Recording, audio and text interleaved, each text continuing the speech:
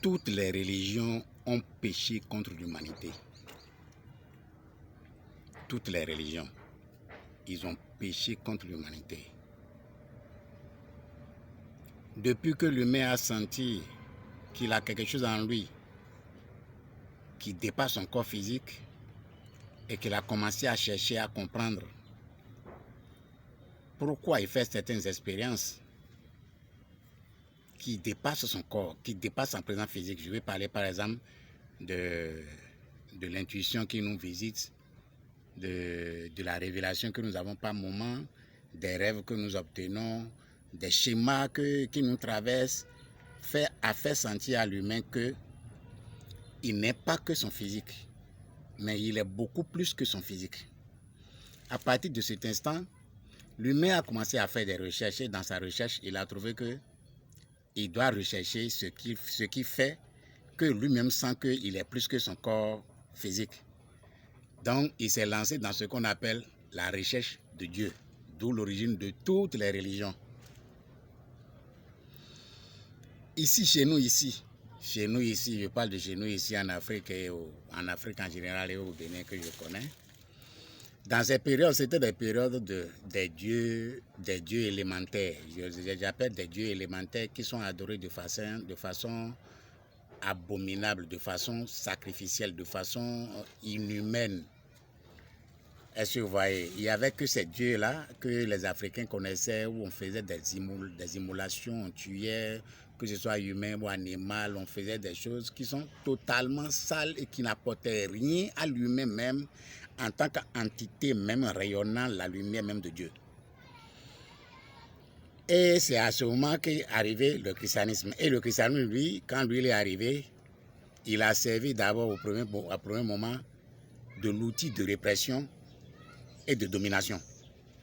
Donc c'est ainsi que le christianisme a réussi à réprimander, à dominer pour profiter au maximum de tout ce qu'il peut profiter par les propagandistes, on les appelle, non, ou bien par ses promoteurs.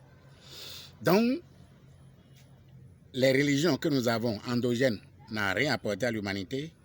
La chrétienté aussi est venue, n'a rien apporté à l'humanité, si ce n'est pas de diviser le monde, de diviser l'univers en ce qui est bien et ce qui est mauvais. Donc, si tu fais le bien, tu vas au paradis, tu fais le mal, tu vas en enfer, tout comme si paradis et enfer sont des lieux géographiques. Donc, le christianisme est venu encore lui aussi perdre le temps à l'humain à sa façon. Vient l'islam qui vient nous parler d'un Dieu arabe. Parce que si le christianisme, lui, il a un Dieu qui a un fils, l'islam vient nous parler d'un Dieu arabe qui n'a pas de fils. Et là encore, c'est pour nous parler encore des choses qui n'ont rien à voir, qui n'ont rien à apporter à l'humain même en tant qu'entité rayonnant la lumière divine. Donc, c'est pour vous dire, je vous dis ici que toutes ces religions, quelles qu'elles soient, ont pris leur temps à endoctriner, à maltraiter, à faire souffrir, à séparer l'humain de lui-même, à faire en sorte que l'humain même ne se retrouve pratiquement plus. Résultat, du fait de ces religions, nous avons un univers, un monde où il y a trop de souffrance. L'autre veut dominer l'autre toujours, l'amour n'existe plus, la haine, tout ça là, tout est compliqué pour tous les humains pratiquement partout. Tu es sur la terre maintenant, il n'y a que tout est compliqué. Pour arriver à sortir de ce schéma, c'est-à-dire du schéma de ces divinités qui ont pris tout leur temps à séparer l'humain de lui-même, Maître Tate est en train d'attirer l'attention de l'humanité sur la nécessité de faire le retour en lui-même. Ce n'est que le retour en la divinité qui est en lui, qui reflète seulement la lumière divine qui est en lui, qui est le véritable amour dans lequel on retrouve tout ce qui existe.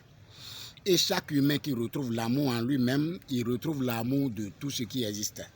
Et si tout le monde retrouve l'amour en tout ce qui existe, eh bien l'univers serait harmonisé.